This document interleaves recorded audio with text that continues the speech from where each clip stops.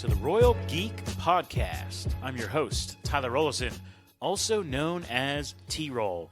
And tonight I am joined by my very good friends. First of all, we have Justin Sandoval, a.k.a. Sandy.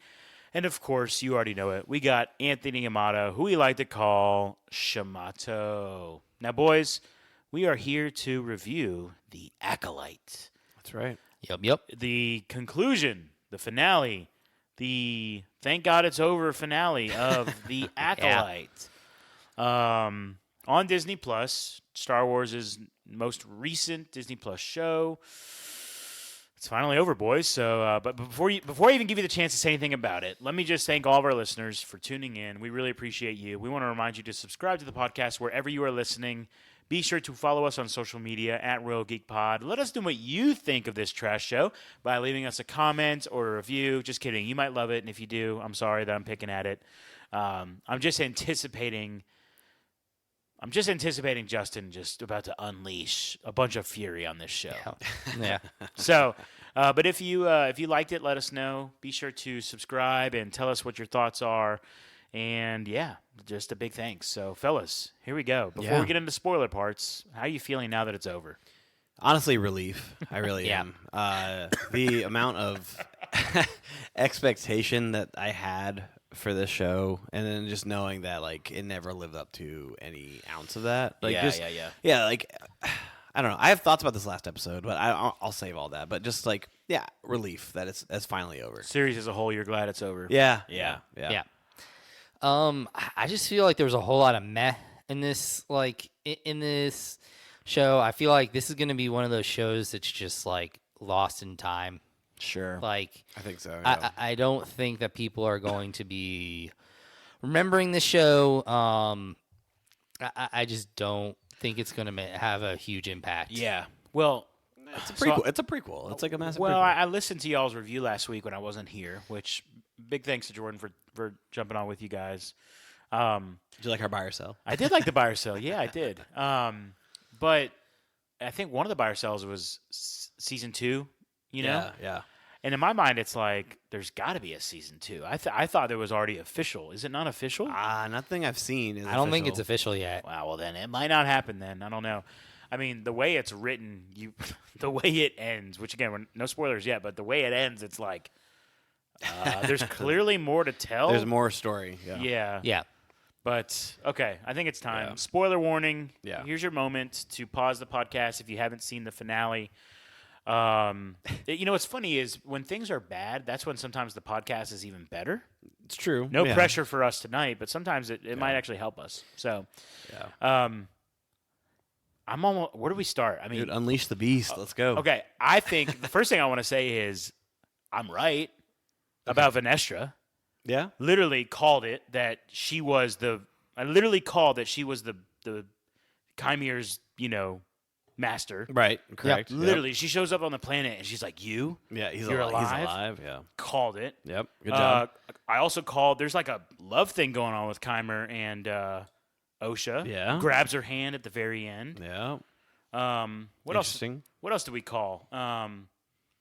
I know. I got a text midweek from Steven. Okay. Shout out, contributor to the pod. Yeah, absolutely. All he said was, we were all right. Yeah, we were right about so many things. Yeah, correct. Yeah. Oh, dude, I think Amato said in like episode 2 or 3 early on, maybe that Venestra's she's gonna tie a bow in this thing and cover it all up. Yeah, exactly what she did. Literally, I'm trying to think of anything that was surprising. If anything, the most surprising thing to me is that they actually did, to their credit, they made Osha go bad. Yeah. They did. To their credit. I'll have plenty of nice things to say about that. You'll see. Force choke death? Yeah. Did that shock y'all, or am I just crazy? I just didn't think they were going to fully go there. I really didn't. I didn't think they were going to fully go to that level. I really didn't. Yeah. I didn't either. Yeah. All right. I just reviewed the whole episode. So is there anything else you guys want to say? All right. I will say, for the finale, even though it was a general, blasé overall show, it was probably the second best episode of the season. Yeah, sure. Easily. So I will say, from a positive note, before we really just start like nitpicking and tearing at That's fair. what it was. I will say it did an all right job at landing, like by comparison to what the series was. And it was, they at least made an effort to put it in a spot to where it was ready for a season 2. They tied up a decent chunk of what they were supposed to tie up. I don't feel like they really left a whole lot. Like sometimes some of these shows will just leave a giant turds out there for just laying out there, and I just feel like it tied it up. I'm not saying it was written well or acted well, but generally the story was tied up at the end to the point of it will either leave on this cliffhanger or season 2 will or it will be set up to where there should have been a season 2 or That's a good point. Okay. All right. So very nice political answer. Yes, that was very political correct. Okay, so all right, let me gather my thoughts real quick. Okay, so Leslie Headland, the creator, showrunner of this series, right? The audacity that she had to be in their writer's room and probably having a board up saying season 2 material as this show is being written, right? That is crazy to me, that the fact that they are setting things up for a season 2 with the way that the quality of writing has been this season, right? Yeah. It makes no sense to me that she would have these points of interest to make a season 2 when the fact that they made the season 1 barely consumable. The fact that you only have 2 good episodes out of an 8-episode series is rough, okay? Because we've mentioned this many times before in our MCU series reviews. If you're going to have a 6-episode series, no, this was 8, this was 2 more, right? You got to have complete episodes. You have to have episodes that answer questions and then just give you just enough to want more, right?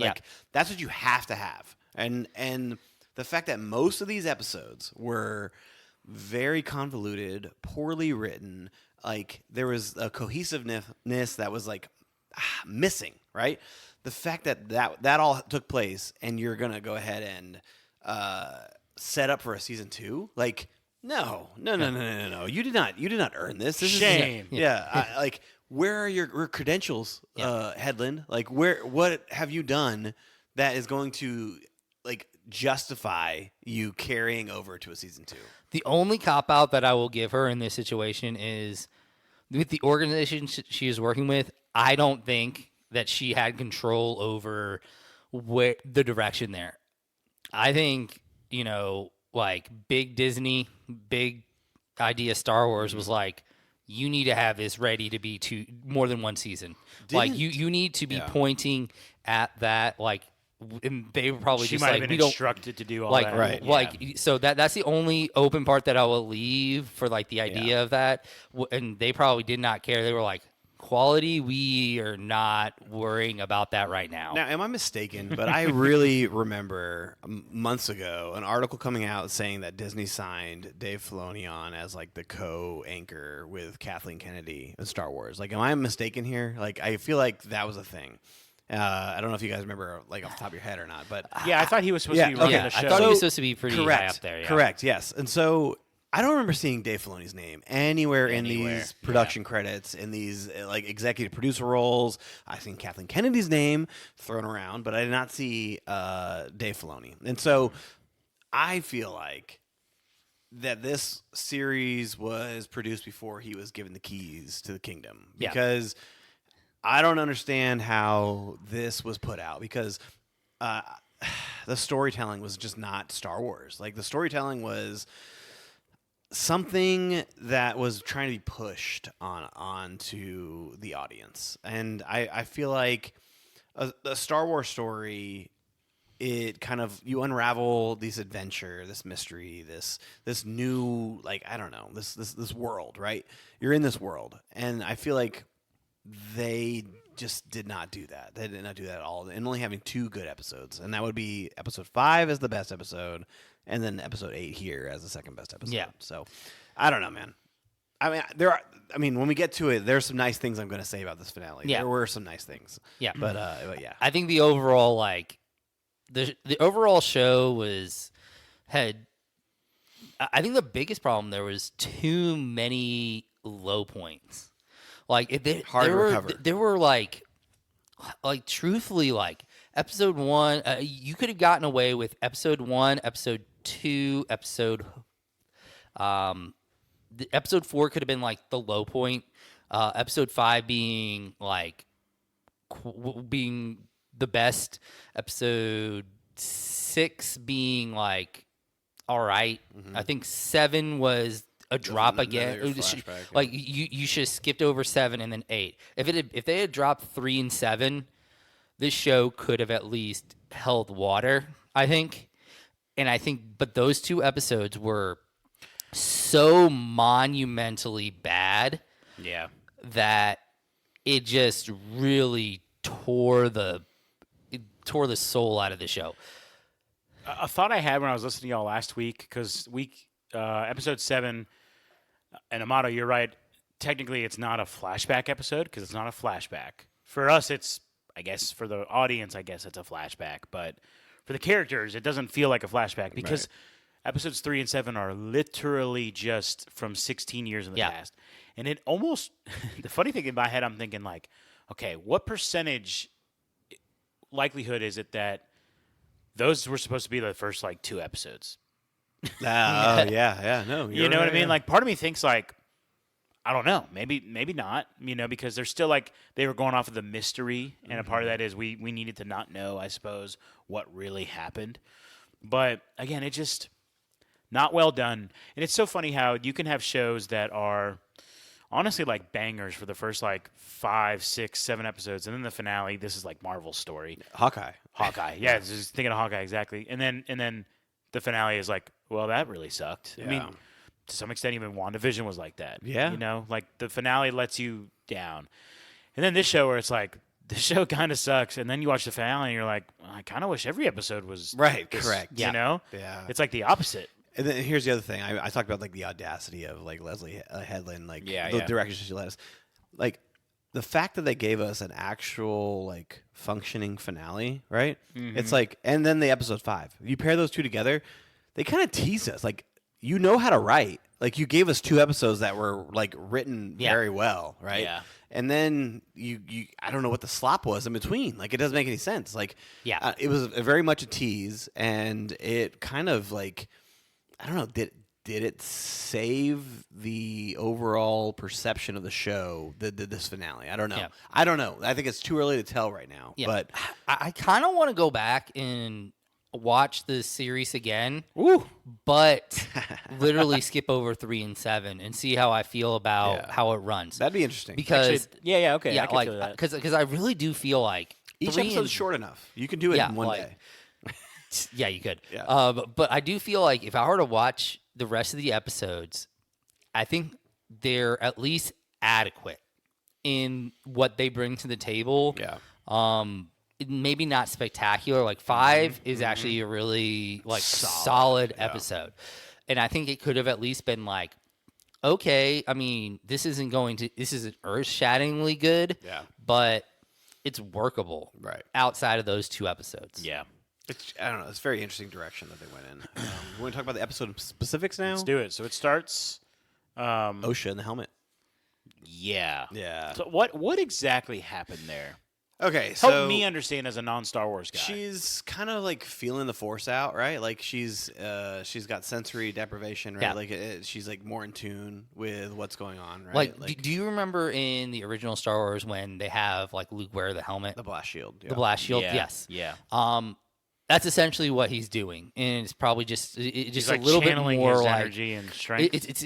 It's blocking out the real world so that you can focus on the Force. Yeah. Okay. So she's now intertwined with the Force while wearing this helmet, and you see something goes wrong, and he reaches out for her, and the Force kind of emanates off of her onto him, and like the same way that happened to Torben. Yes. And you could kind of see the anguish in his face, and like his eyes even go fully like black glazed. Yeah. And I think this scene was supposed to leave us as the audience with the understanding that Osha has more power than she should have, and more in tune with the Force than she thinks she is. Right? Like, I think I didn't come away from that scene with it, but then later on, as the story progressed, I was like, "Oh, that's what was supposed to happen. Like that's what we're supposed to gather from that." But it didn't do a really good job of leading us that way. You really you confirm that thought when you see her choke Soul. Correct. Yes. You see how, and what he says about the Virgins and something on this planet doesn't add up. Yeah. There's a really powerful source here. Mm-hmm. It's got to be in her. I'm imagining. Yeah. Whatever caused them to be born the way that they were. Yeah, the way they were created. There was some sort of which extraness. Still don't get a lot of clarity on that. But anyways, real quick, so Keimer's able to get the helmet off only barely. Yeah. I don't know what might have happened if he didn't. Like, would he have died right then? Like, I think potentially, yeah. Because he looked in danger. She was out of control. Yeah. She was out of control. But he does remove the helmet, and she's like kind of like exhausted, and there's just like this sense of like relief in her eyes that she's no longer exuding this power that's coming out of her. And she says, like, I saw May with an outstretched hand. With Soul. Yeah. Kill lightsaber. She's holding a lightsaber. She doesn't use it. Kills it. But that's her. She's seeing herself. Correct. Right? Yeah. So is she not even able to distinguish who she is? Or it goes back to what Soul said. Yeah. You're not actually twins. You're one person. Yeah. Yes. Crazy. Yeah. That part's cool. Which this whole premise would be cool if they played it up through the entirety of the series, but they didn't. Yeah. If there had actually just been more like life in the acting, I think it would have really like played into it better. Yeah, that's fair. And so then she's like, I know where she is, and Keimer's like, okay, let's go. Like let's do it. I'll take you there, whatever, right? Yeah. And like they get on the ship and board, but then like right before they leave the island, there's a brief shot in the cave where you see a hooded figure, a hand on the rock.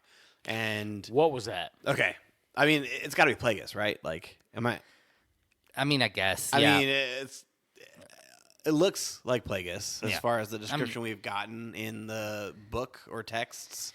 I mean, it's just one of those things where it's like, is that going to be is it actually going to be Plagueis, or is this going to be a Plagueis-like figure, or is it going to be like Plagueis in every version except for like everything but name, or are they going to be like it just kind of depends on what they decide to do. Basically, the master is what it's the Keimer's master is basically what that is. I figured that, but I didn't know if like it was obvious who that was. I mean, in features and as far as like description goes, like if you're looking at the person, right? It's Plagueis is what it looks like. And so then that's it. That's all we see of it. And like at that moment, I was like, you cannot drop that with the hopes of a season 2 after the way the season's gone. Like you do not touch that with a 10-foot pole if the season has gone the way it has. Like no, not at all.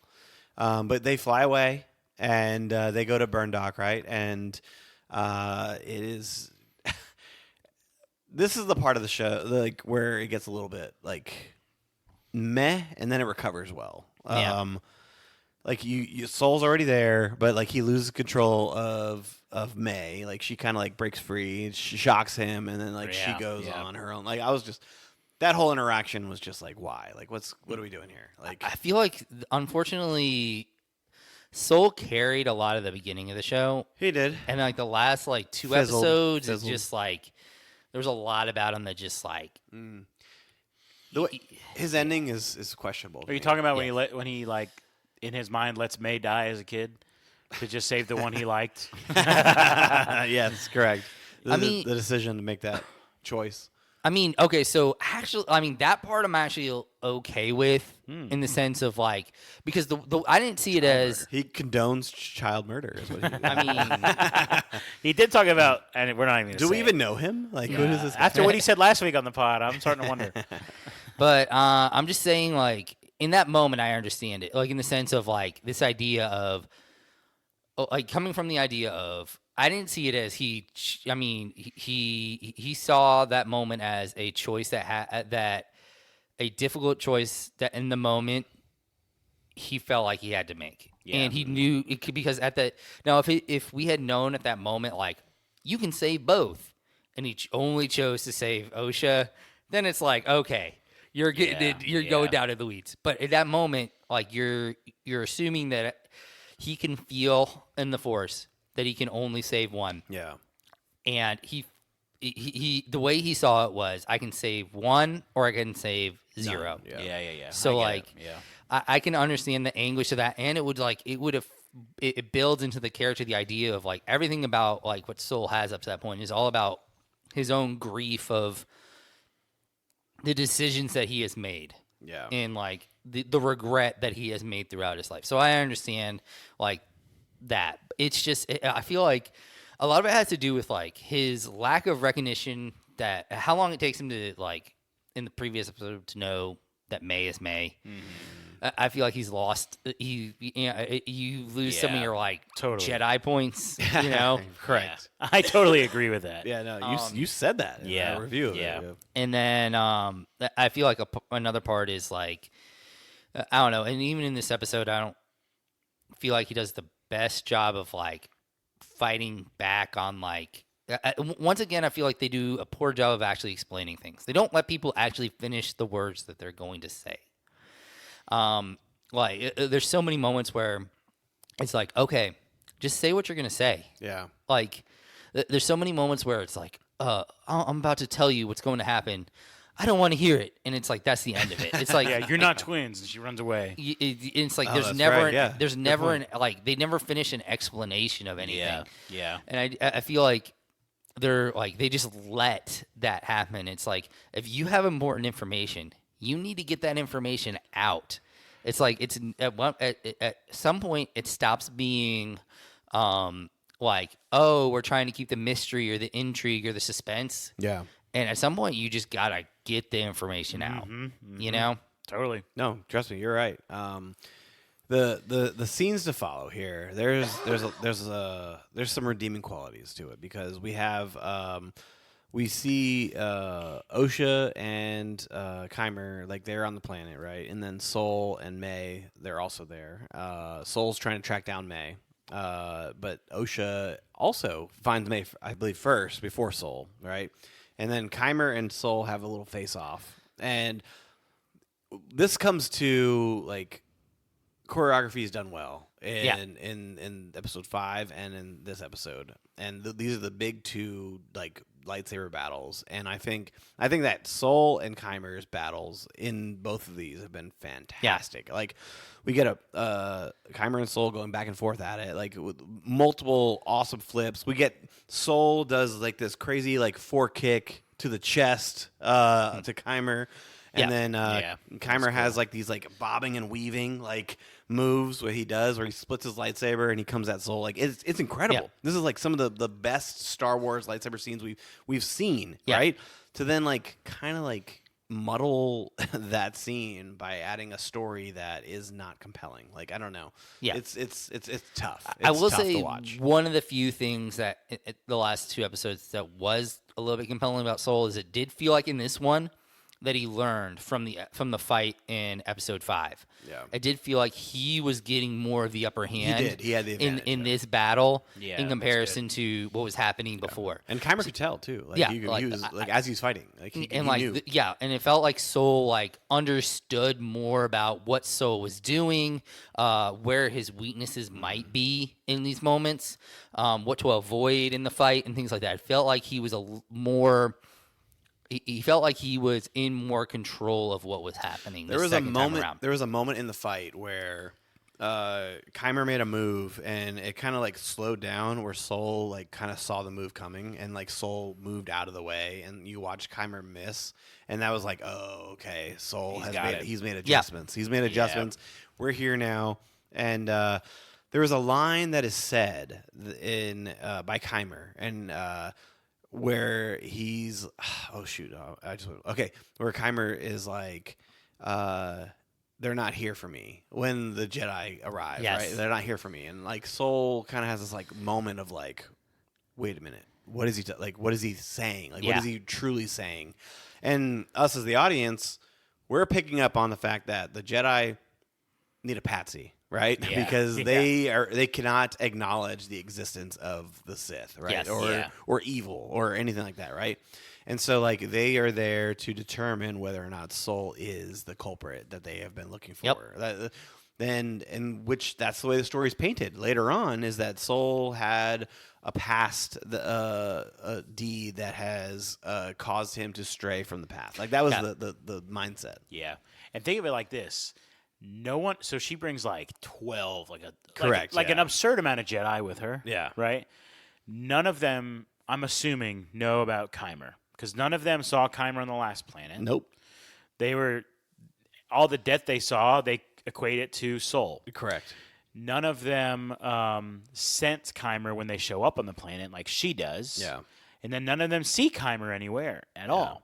So in their perspective, all those other Jedi that are with her, they're like, oh, yeah, Soul's the one. Soul's the one. Yeah. And I did find it interesting when she lands on the planet and she like emerges from her ship and like we see Kymer and her kind of have like a moment in the Force, and then he immediately puts the helmet back on With because fear. Fear, like oh shoot, True she's here. fear. Yeah, which is very interesting because we see him hold his own against Soul, and then we saw Yeah. him mow down all those Jedi in Episode 5, including Jekki and Yord. Yeah. Bring back Yord, dude. Bring back no, Yord. no. I'm not saying that. He's better than Bog. Yeah, Mog. Yeah, he's better than Mog. Yeah, whatever. better than Mog for sure. That guy, I'll bro. take that. Yeah. Yeah. And then like he puts the helmet on, and then she has a moment where she's like facing like Soul's dead body. But before we get there, like May and Osha kind of like emerge onto the scene where Kymer and Soul are fighting, and I mean Kymer says again like unless she gets you first, and then like that's when the like Osha comes out and May comes out, and like the stranglehold that Osha has. This is very interesting scene because I'm like, okay, Osha's the one who's strangling him with the Force, the dark side, right? But like, wasn't it like 2 episodes ago that she was like compassionate for Soul and like wanted Soul, like she was worried about him and May being together, that kind of thing, right? And then all of a sudden, like she choking this man out, and then doesn't stop. Like, I don't know. It was very interesting. Because like he killed her mindset. mom. Well, okay, yeah, cool. I mean, And she was lied to for 16 years. See, but the problem with that is, of course, they did not play it correctly. Correct. Like, there should have been a moment where, like, okay, so when Osha and May are talking, there isn't enough of an emotional response by Osha when she finds out this information for it to make sense for her to come out here and be like, I'm going to kill Soul. Yeah. Like, I don't feel like she has enough. It doesn't hit heavy. There's no you don't see like there should be an emotional battle going on within her, and that you really don't really like see. I would have like even like in the choking. I feel like there should have been more more emotion in what she was doing. She was acting still too much like a Jedi as she was killing him, in the sense of like there was not enough like emotion on her face. Yeah, there needed to be more. Like she needed to be unleashing her all those pent up emotions. Give in to the dark side, right? Okay, so distinction. We're being critical of the acting, not the motive, right? Because to me, the motive makes sense. Yeah, the motive makes sense. Okay, but we didn't get the payoff. But like when she's told, you can't really tell how much it really affects her. Perfect example. So it's an acting problem. Yes. Perfect example. Or directing. Yeah. Is when Anakin learns of his mom dying. Thank you. Immediate response of anger. Immediate response of anger. You see the shaking eyes and the quivering lips, and you see him, the Tusken Raider camp, the women and children, right? Like he's unhinged. He is literally uncontrollable. I killed them all. Yeah, and then later. In Revenge of the Sith, when he's telling Padme what he did, and I liked it. Like he understood what he did. Yeah. and he would not have changed it for a thing. Like that kind of motion, that kind of raw mentality that we associate with the Sith was not portrayed. I'm just making sure we were saying, because the motive's there. Yes, all right, yes, but it was not portrayed. Yes, I agree to the I audience. Agree. Yeah, totally agree. Yeah, but then literally, like she force choked Soul to death. Yeah. I think what Shimada said was, even though I like what you said there, Shimada. Even the way she did it still felt too much like a Jedi. That was actually pretty good. Where it's like, just kill him already. Like if you're gonna do it. That scene does give us something really cool, and it is as she's choking out Soul. This is okay. Let's talk lightsaber. We get the blood crystal, and it is the broken crystal. Help me explain. Help me understand how this works. Okay, so this is literally the first time in media that we've seen the creation of the red lightsaber. Yes. And the way that it's portrayed is like you give in to your darkest desires and feelings and emotions, right? And she literally killed Soul, and the crystal is like bleeding, right? Like it changes into a red, right? So, and like, kyber crystals are not naturally occurring in the color red. Yeah. They have like there's like 4 or 5 colors that they're naturally occurring in, and the idea of the kyber crystal is for it to turn red is you have to literally like feed your emotions or bleed or like they call it bleeding your emotions into it. Like you're literally infusing the crystal with your emotion to cause it to change color. Yeah. And we see the actual like playing out of that when she ignites it, when Kymer comes towards her, and it ignites as blue and then fades into red. Which and was then sick. It was fantastic. Yeah. It was done. I mean, visually done really well. And then like there is a brief moment of her realizing that it is red that I think is a moment that I would like to freeze, and I would like to like live in that moment, because I think that realization that she has where she has officially turned is a moment that we could take and hoped for in these sequel trilogy. Like it's a moment of like, we talked whoa, about this with Rey. Holy crap. Like we could have been here, that kind of thing. Yeah. So, okay. Help me understand the mechanics of this, because I always just assumed a lightsaber is red because it's got a different crystal. Mm-hmm. Does this mean that if Luke Skywalker picked up Darth Vader's lightsaber, it would turn to green? Because this is the part that I think it's awesome. Yeah. Everything you just said, I agree. Like, it was cool. Yeah. But the mechanics aren't making sense in my head. It would not. It's already been tainted by the dark side. So It's not already about had who's- the emotion bled into. It's not about who's holding it. No. It's about what's happened in the. It's like the lifesaver has a life of its own. Yes, I said correct. I said lifesaver. Lightsaber. Yeah, it has a life of its own. It's got its own soul in a sense. Essentially, yes. It has went through the trauma that would cause it to turn red, and once that's happened, it's not going to go back to green or blue or yellow or purple. Like it's kind of like those like glow sticks. Once you crack them, like it's done. It's true. Like It's true. Yeah. And that's essentially what it is. Like, if Luke picked it up, it would still stay red. But like the red might even rub off on Luke, and Luke might even feel moments of rage. Actually, have we ever seen anyone pick up a red lightsaber that wasn't on the dark side in all of the movies? I don't think so. Doesn't Obi-Wan pick up Mauls at one point? I don't think so. Let me think. Does Anakin kill Because he picks Dooku up. with? Anakin picks up Dooku's red one. Does he, or is it two, a green and a blue? Ooh, actually, that's a good point.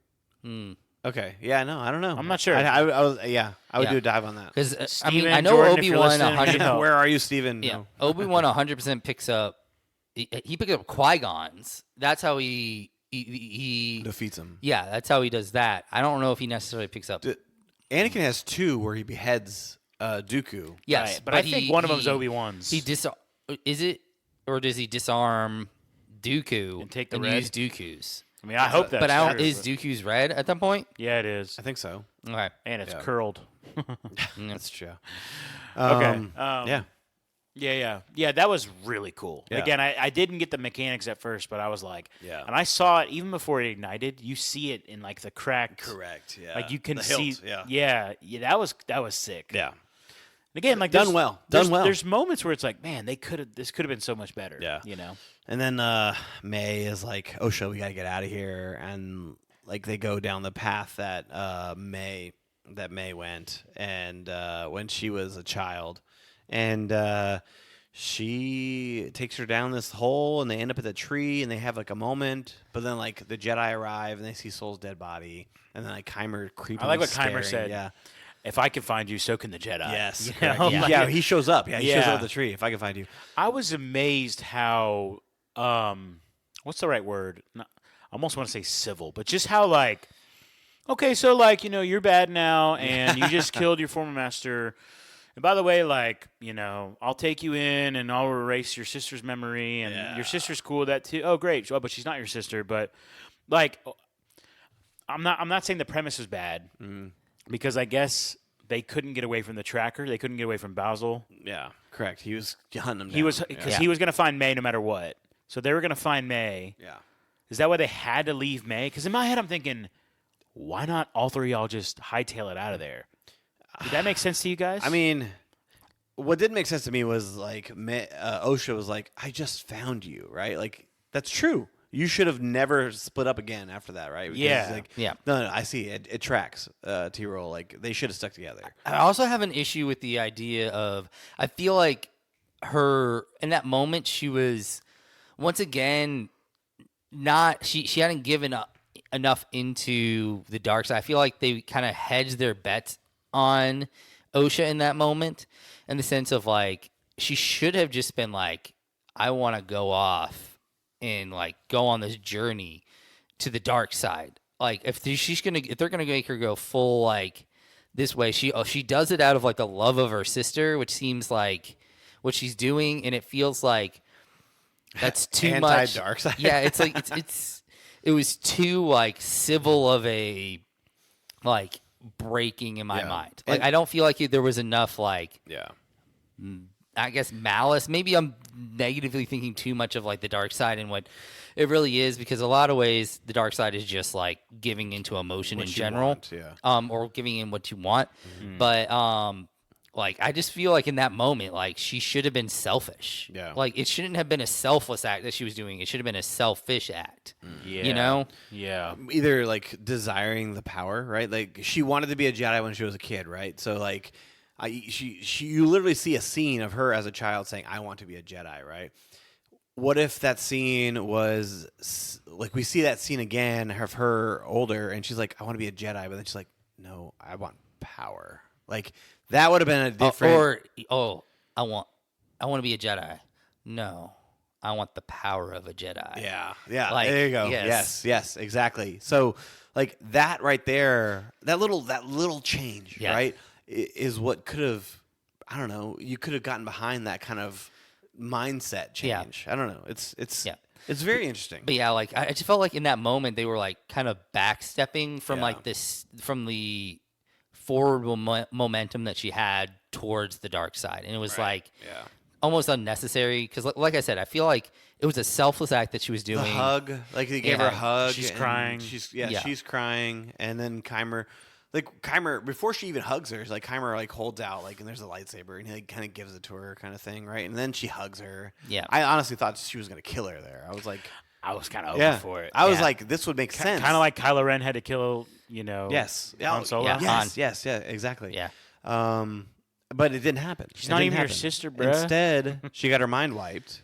And then she's picked up by the Jedi, knows nothing. Her last memory of her is 8 years old. Yeah. And then Vernestra's like questioning her, which I feel apologizing to her for Soul's acts that he did, and then like really plays into the story hardcore that Soul was the main culprit behind this atrocity, right?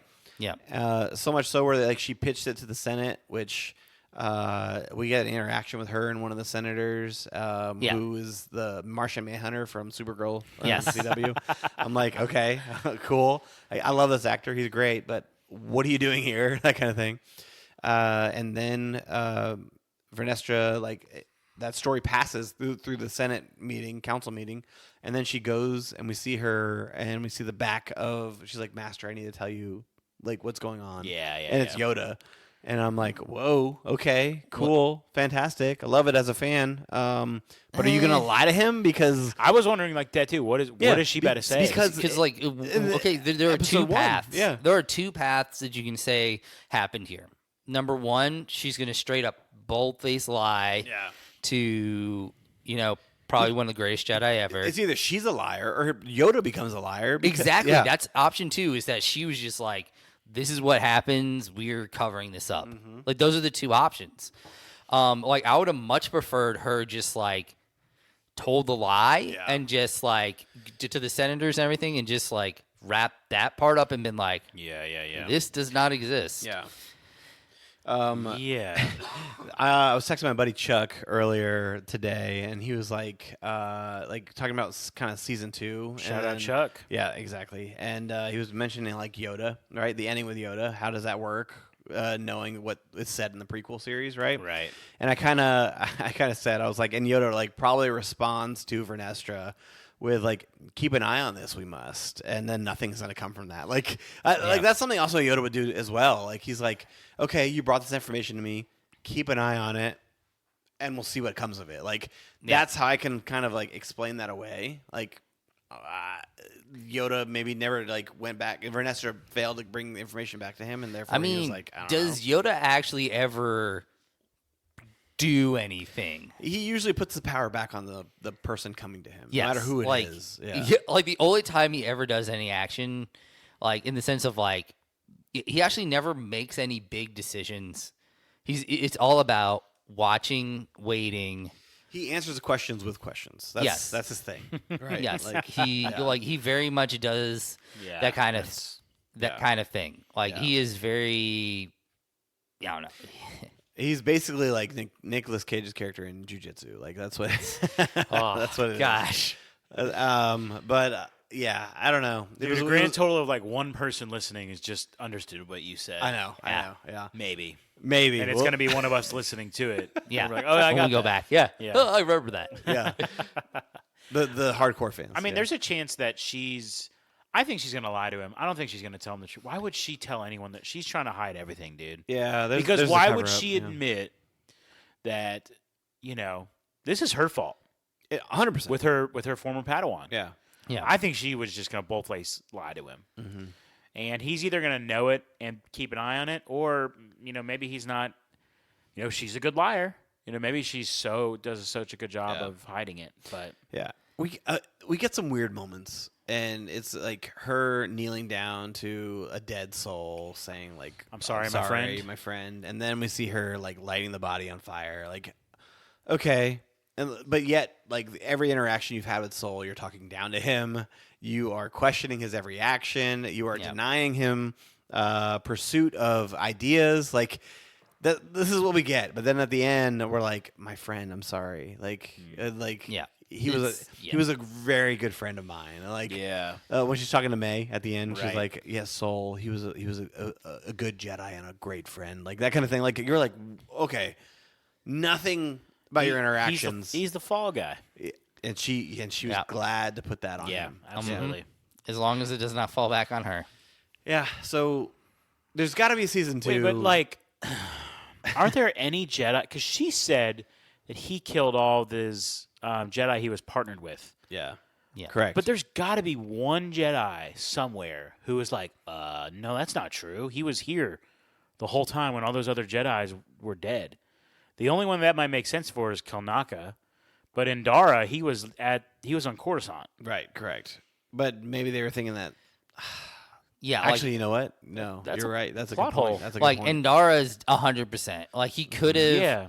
I mean, I guess like Torben, they could have said that he killed. Maybe. The only person who would know that if he wasn't there with Endara was like Jecki. She's dead. Yord, he's dead. Like no. I mean, Endara was like he was in Coruscant teaching his classes when Endara was killed. Is what I'm saying. Yeah. Torben, he was like there like an hour later, so they could be framed. Yeah, like Torben, like Kelnaka, he was on that planet too. But it's off. Yeah, it's off.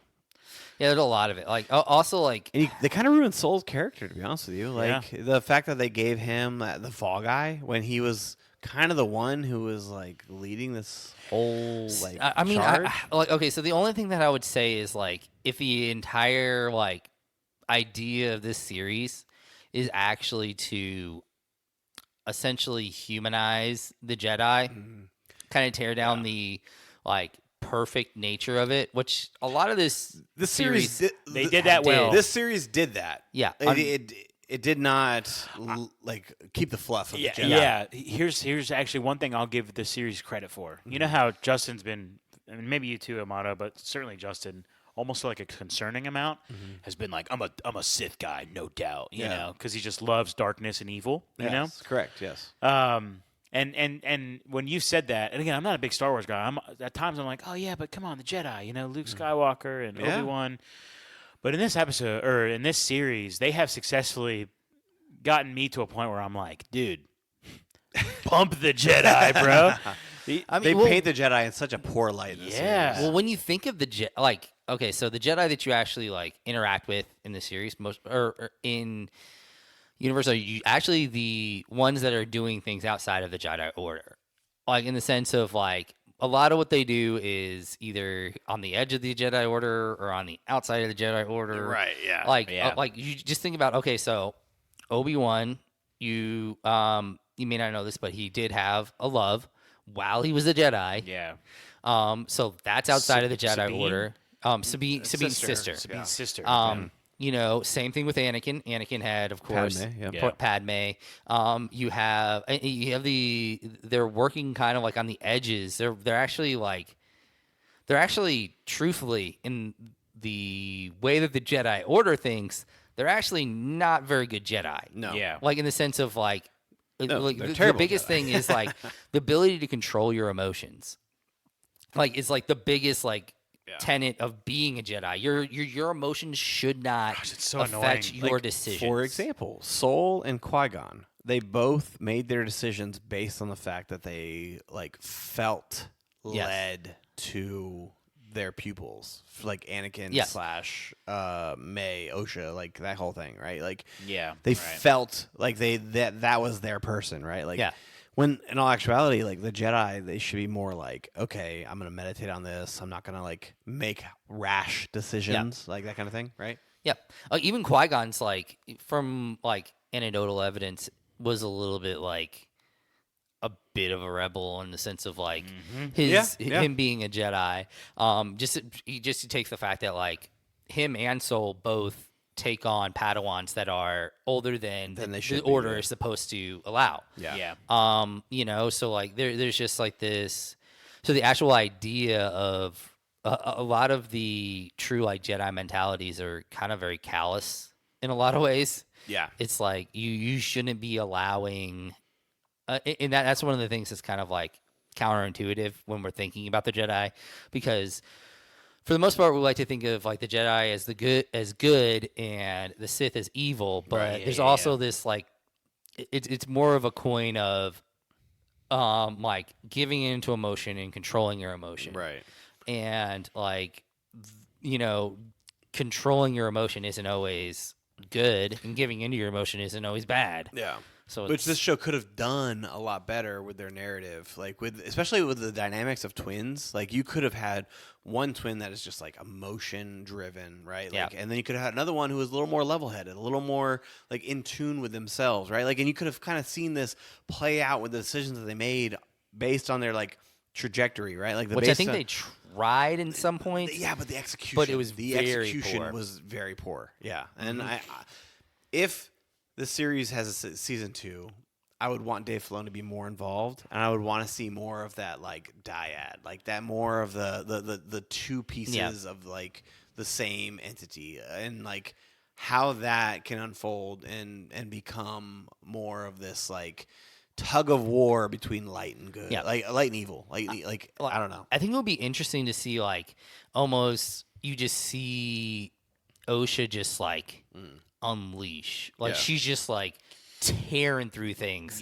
like just like, and then and partially because of the fact that she had her mind wiped, you see May just like essentially be like a blank slate in a lot of ways. Like you see her just like so maybe like Osha. Like OSHA's been a blank slate this whole series. Well, like in like the sense, like this almost like essentially like it would be interesting. Like OSHA becomes, or not. I'm sorry, May becomes the perfect Jedi.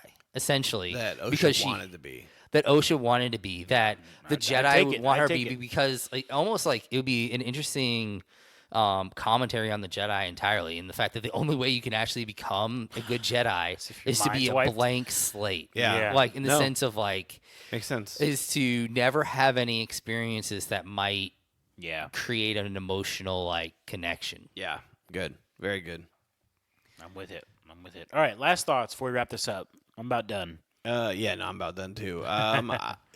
If there is a season 2, most likely there's a season 2, I would want the focus to be more on like decisions that are made by May and OSHA, and like kind of just really focusing on them. And like we know May was originally on the dark side, but then Hermione's wiped, and I want to see like the dynamics of the decisions that they make lead to like whatever path they are on, and like it's I don't know. I think there's a story there. I really think there's a story to be told with May having this clean slate. I really think that her having this new perspective of the Jedi, right, that she's about to unfold on, that Vernestra's kind of like, I apologize, I'm going to take care of you from here on out, that kind of thing, right? And then having this like OSHA side where she's like, teach me. I want to know everything about the dark side. Like she didn't necessarily say that, but like her actions are showing that. Yeah. And I want to see this true path of light and dark. Yeah. And like where does it end up? Like that's what I want to see. Here's what's going to happen. OSHA and May are going to fight, and Vernestra and Chimera are going to fight. Simple Series as over. Yeah. That's what season 2 is. Okay. Well, I mean, okay, so I do think it's interesting how I would love to see the possibility, like you were saying, of May. Like, it would be interesting seeing her, kind of the idea of choice actually making your decisions for you, and hers because she's got this blank slate. Like like kind of the idea of nature versus nurture. You could play out that idea through her because now it's like you're literally seeing her from a blank slate as an adult, which is something you don't get to see like in general because you have all these memories, all this stuff that affects you throughout your life.